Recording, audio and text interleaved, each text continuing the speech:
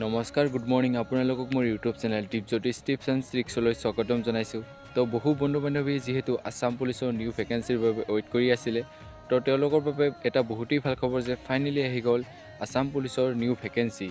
তো ভেকেঞ্চি কিমান আহিছে, কোন কোন পদৰ বাবে ভেকেঞ্চি আহিছে, তো সকলো ডিটেইলছ সহকাৰে আপোনালোকক এই ভিডিঅ'ৰ যোগেদি জনাম। তো চাই যাওক ভিডিঅ'টো লাষ্টলৈকে।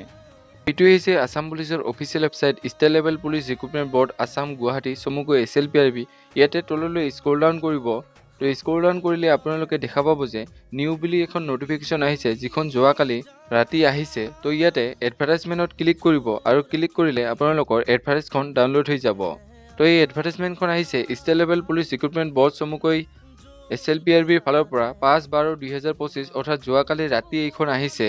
তো ইয়াতে recruitment for the post of constable UB and constable AB in Assam পুলিচৰ বাবে এই পদখিনি আহিছে। তো ইয়াতে পোষ্ট আছে UBৰ বাবে 1052টা আৰু কনষ্টেবল ABৰ বাবে পোষ্ট আছে 663টা। তো ইয়াতে AB UB মিলাই টোটেল পোষ্ট আছে 1715টা।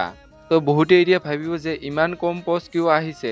তো আপোনালোকক জনাই থওঁ যে এই পোষ্টখিনি টেণ্টেটিভ হয়, অৰ্থাৎ পিছত গৈ এই পোষ্টখিনি বঢ়াৰ সম্ভাৱনা আছে।